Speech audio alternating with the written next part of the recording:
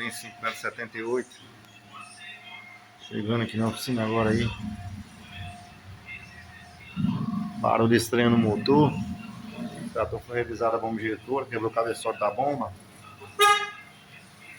Aí o cliente mandou revisar a bomba. Aí quando foi colocado no lugar, colocaram no lugar que não foi a nossa equipe que colocou. E apresentou um barulho no motor estranho. Aí chegou aqui na oficina aqui, a gente vai estar aí. E pra você ver aí, ó, da partida.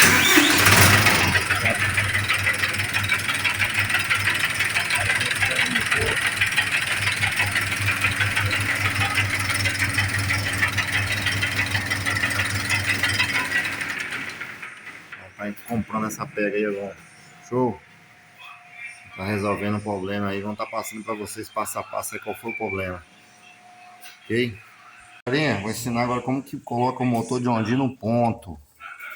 Beleza? 5078 da linha 6000, linha 7000. Aqui, ó. Pistão aqui no alto, no ponto superior, né?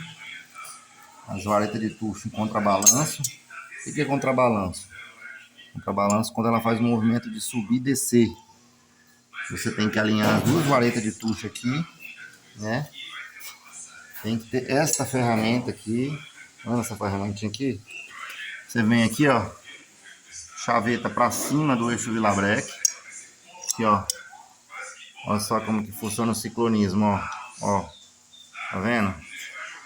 Assim funciona o ciclonismo desse motor de Honda. Tá vendo? Aqui, ó. Sem essa ferramenta você não coloca no ponto, não.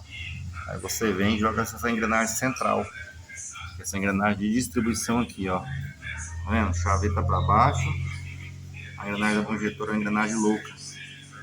Você tem que ter esta ferramenta. Ok, aqui, ó. Botou, centralizou aqui, ó.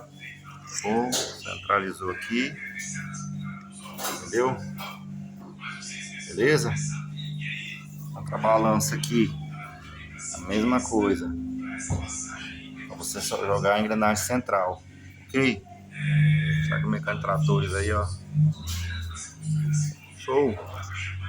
Galerinha, boa tarde. O motorzinho tá com barulho no motor estranho aí, ó. Prontinho aí, ó. Acabou o barulho que tava aí, ó. Beleza? Certinho, ó. Ó. Posição certinha, ó. Ó, ó.